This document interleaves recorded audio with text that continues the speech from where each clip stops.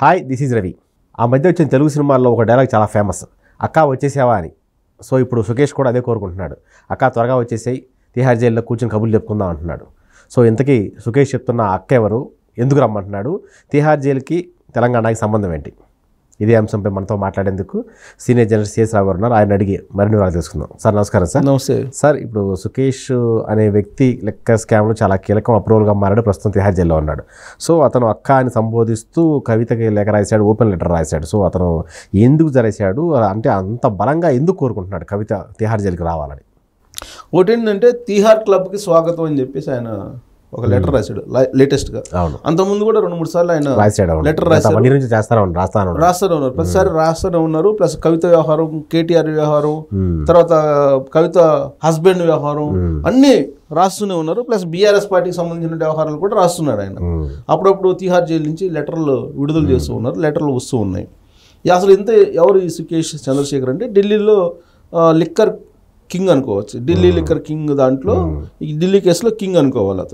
అతను అప్రూవ్డ్గా మారారు. ప్లస్ అప్రూవ్డ్గా మారిన తర్వాత ఆయన ఇచ్చినటువంటి ఇన్ఫర్మేషన్ ప్రకారం మొత్తం ఈ కవిత వ్యవహారం మొత్తం బయటకు వచ్చింది. సౌత్ గ్రూప్కి హెడ్ కవిత అనేటువంటి విషయం కూడా ఆయన ఇచ్చినటువంటి వాంగ్మూలం, ఆయన ఇచ్చినటువంటి అప్రూవ్డ్గా మారిన తర్వాత ఇచ్చిన సమాచారం, వీటన్నింటిని బట్టి ఈడీ అలాగే సిబిఐ చాలా వేగంగా వస్తూ ఉంది. సరే, విచారణ అయితే చేస్తూ ఉంది. ఈ లోపల అనేక విషయాలు ఈ సుకేష్ చంద్రశేఖర్ అనే అతను బయటపెట్టారు. ఇప్పుడు నేను ఎప్పుడో చెప్పాను, ఇప్పుడు ఇది నిజంగా అవబోతుంది అని చెప్పి లెటర్లో పొందుపరిచారు. నేను ఎప్పుడో తిహార్ క్లబ్కి ఆ స్వాగతం, తిహార్ క్లబ్లో మన ఇద్దరం ఫేస్ టు ఫేస్ మాట్లాడుకుందాము, ఇది వర్చువల్ మీటింగ్లో మనం ఈ కేసుకు సంబంధించినటువంటి వ్యవహారాలని, ఈ చాటింగ్ వ్యవహారాలని సీఎం కేజ్రీవాల్ తోటి చాట్ చేసింది, అలాగే మనీష్ సిసోడియాతో చాట్ చేసింది, అలాగే ఈ ఢిల్లీ లిక్కర్ స్కామ్లో సౌత్ కింగ్ పిన్గా ఉండి నువ్వు చేసింది ఏంటి, నీ చాట్ల వ్యవహారం ఏంటి అనేది మనం ఫేస్ టు ఫేస్ మనకి ఈడీ వాళ్ళు విచారిస్తారు, వర్చువల్గా మనం కలుసుకుందాం, ఫేస్ టు ఫేస్ మాట్లాడదాము, ఫేస్ టు ఫేస్ మాట్లాడుకునే టైం కూడా వస్తుంది మన ఇద్దరికి అని చెప్పి చెప్పాడు. సుకేష్ చంద్రశేఖర్ అనే అతను ఎవరో నాకు తెలియదు అంది ఒకప్పుడు, కవిత అసలు అతను ఎవరో కూడా తెలియదు అంది, అరుణ్ పిల్లైని కూడా నాకు ఎవరో తెలియదు అంది. చాట్లన్నీ బయటపడిన తర్వాత అందరూ ఒక నాలుగు కలుసుకోవాల్సిన పరిస్థితి వచ్చింది.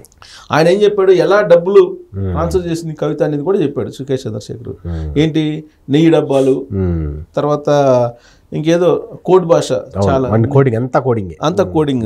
అంత కోడింగ్లో బాహుబలి సినిమా, బాహుబలి అని చెప్పి ఏదో ఒకటి, ఆ తర్వాత ఇంకే చాలా హైటెక్ అని ఒకటి, ఇలా రకరకాలుగా చాటు నెయ్యి డబ్బాల్లో వచ్చిందని ఇట్లా రకరకాల కోడ్ భాషలో వాళ్ళు మాట్లాడుకున్న అంశాలన్నింటినీ కూడా పెట్టారు ఆయన. అంటే నెయ్యి డబ్బాలు అంటే ఎంత అమౌంట్, తర్వాత బాహుబలి అమౌంట్ అంటే ఎంత, ఇవన్నీ రకరకాలుగా అతను కోడ్ భాషలో చెప్పి మీరు విదేశాలకు తరలించిన డబ్బు మొత్తం వ్యవహారం నా దగ్గర ఉంది అని చెప్పారు. కానీ కవిత మాత్రం విచారణలో, ఈడీ విచారణలో అసలు ఆ సుకేష్ చంద్రశేఖర్ అంటే ఎవరో నాకు తెలియదు అని చెప్పేసింది. అంటే ఆ సుకేష్ చంద్రశేఖర్ ఇప్పుడు కల్వకుంట్ల ఫ్యామిలీలో అసలు ఏంటి మొత్తం అని చెప్పి మొత్తం ఇప్పేస్తున్నాడు రహస్యాన్ని. లెటర్ల రూపంలో అనేక సార్లు రాశాడు కదా, అనేక సార్లు రాసి బీఆర్ఎస్ పార్టీ అనేది నిలబడదు, బీఆర్ఎస్ పార్టీ దొంగ పార్టీ, బీఆర్ఎస్ పార్టీ అవినీతి సొమ్ము సంపాదించింది, బాగా విదేశాలకు డబ్బులు తరలించింది అని చెప్పి కూడా చెప్పాడు కదా. హవాలా డబ్బు ఎక్కడి నుంచి ఎక్కడికి వెళ్ళింది అని కూడా చెప్పాడు. వాళ్ళు సింగపూర్, జర్మనీలో కూడా డబ్బులు తెచ్చాయని చెప్పాడు. సింగపూర్, జర్మనీ, స్విట్జర్లాండ్, అవును, 3 చోట్ల.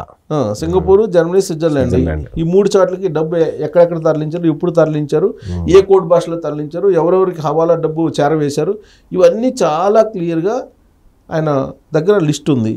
ప్లస్ ఫ్లైట్స్ ఎప్పుడెప్పుడు ఎవరు వాడారు, ఇవన్నీ కూడా చాలా వివరాలు ఆయన దగ్గర ఉన్నాయి. ఆయన ప్రస్తుతం తిహార్ జైల్లో ఉన్నారు. మనీష్ సిసోడియా కూడా ఉన్నారు, సిసోడియా కూడా అక్కడే ఉన్నారు, ఏదో డిప్యూటీ సీఎం, మాజీ డిప్యూటీ సీఎం, ఆయన కూడా అదే జైల్లో ఉన్నారు. తర్వాత ఇంకొక 2-3 కూడా తిహార్ జైల్లోనే ఉన్నారు. అందుకే ఆయన తిహార్ క్లబ్ అని పేరు పెట్టాడు దానికి. తాజాగా తిహార్ క్లబ్ అని పెట్టి వెల్కమ్ టు తిహార్ క్లబ్ అని చెప్పి స్వాగతం కవితక్క, అంటే జైలు కూడా క్లబ్ గా మార్చేశారు వీళ్ళు. స్వాగతం కవితక్క, ఇక్కడ మాట్లాడుకుందాం, మీరు వచ్చేసేయండి, ఇక్కడ మనం మాట్లాడుకున్నాం అని చెప్పి అతను మొత్తం వివరాలు బయట పెట్టాడు. మరి వీళ్ళిద్దరికి కోపం ఏంటి, వీళ్ళిద్దరి మధ్య ఏం నడిచింది అనేది తెలియట్లా. అసలు మామూలుగా ఈ లిక్కర్ స్కామ్ ఫస్ట్ ఆ వీడియోలో బయటకు వచ్చింది బీజేపీ వాళ్ళు బయట పెట్టారు, ఢిల్లీ బీజేపీకి సంబంధించిన లీడర్లు బయట పెట్టారు, బయటపెట్టి సోషల్ మీడియాలో కూడా వాటిని పోస్ట్ చేశారు. ఆ తర్వాత ఢిల్లీ లిక్కర్ స్కామ్కి సంబంధించినటువంటి అంశాలన్నీ బయటకు వచ్చి సుకేష్ చంద్రశేఖర్ వీళ్ళందరినీ మొట్టమొదట అరుణ్ పిల్లై వీళ్ళందరినీ విచారించారు. వీళ్ళందరినీ విచారించిన తర్వాత కవిత యొక్క వ్యవహారం ఉందని చెప్పి తేలింది. కవితను పిలిపించి 2 సార్లు ఈడీ విచారణ చేస్తారు ఢిల్లీలో. సిబిఐ అయితే నేరుగా అసలు ఇంటికి వచ్చి మేము ఇంటికి వస్తాము, మీరు ఎప్పుడో చెప్పండి, టైం చెప్పండి, డేట్ చెప్పండి, స్థలం చెప్పండి, టైం అని వాళ్ళు అసలు కాళ్ళబేరానికి సిబిఐ వచ్చినట్టు వచ్చింది. అప్పుడు ఆ సందర్భంగా బీఆర్ఎస్ వాళ్ళు ఏమన్నారంటే ఈడీని కవిత విచారించింది, ఈడీ కవితను అది విచారించింది, దట్ ఈస్ తెలంగాణ బిడ్డ అని చెప్పి తెలంగాణకి కవితను రుద్దారు. అందుకే ఇప్పుడు రేవంత్ రెడ్డి ఏమంటున్నారు, తెలంగాణ తల్లిని కూడా కవిత పోలికలతోటి క్రియేట్ చేశారు, వీళ్ళు తెలంగాణ సెంటిమెంట్ని వాడుకున్నారు, దుర్మార్గులు వీళ్ళు అని చెప్పేసి ఆయన ఈ మధ్యకాలంలోనే విమర్శించారు. అవును. అలాగే టీజీగా మార్చారు వెహికల్స్ని. అంతకుముందు టీఎస్ పెట్టడానికి కారణం ఏంటంటే టీఆర్ఎస్ పార్టీలో కలిసింది. టీఎస్ అంటే తెలంగాణ కాంగ్రెస్ తెలంగాణ టీఆర్ఎస్ పార్టీ లాగా టీఎస్ అని పెట్టుకున్నారు అని చెప్పి దాన్ని టీజీగా మార్చాడు. అంటే మొత్తం తెలంగాణ అనేటువంటి దాన్ని మార్కెట్ చేసేసారు, మార్కెట్ చేసి కొన్ని వేల కోట్ల రూపాయలు సంపాదించుకున్నారు అనేది రేవంత్ రెడ్డి చెప్తున్నటువంటి మాట. ఆ విధమైనటువంటి ఆరోపణలు ఆయన చేస్తూ ఉన్నారు. సో ఇప్పుడు కవిత ఎంత డబ్బు సంపాదించింది అనేది సుకేష్ చంద్రశేఖర్ చెప్తున్నాడు, మనీష్ సిసోడియా చెప్తూ ఉన్నాడు, శరత్చంద్రారెడ్డి చెప్తూ ఉన్నారు, మాగుంట రాఘవరెడ్డి చెప్తూ ఉన్నారు, ఇంతమంది చెప్తున్నారు. వాళ్ళ ఆడిటర్ బుచ్చిబాబు అసలు డైరెక్ట్గా ఆయన అప్రూవ్డ్గా మారిపోయారు. గోరంట్లో బుచ్చిబాబు అనుకుంటా ఆడిటర్, ఆయన చెప్పేశాడు. ఇంత సమాచారం ఉన్న తర్వాత ఇంకా ఇప్పటికీ కూడా ఇది రాజకీయపరమైన కక్ష, నన్ను అనవసరంగా అరెస్ట్ చేశారు అని చెప్పి కవిత చెప్తున్నారని అంటే ఇవన్నీ కాదు, ఆధారాలు మొత్తం నా దగ్గర ఉన్నాయి, రాక మనం తిహార్ జైల్లో కూర్చుందాము, తిహార్ జైల్లో మాట్లాడుకున్నాము, మనం ముఖాముఖి మనం ఈడీకే మనం మాట్లాడదాము, ఎలాగో వీళ్ళందరితోటి వర్చువల్ ఇంట్రాగేషన్ పెడతారు.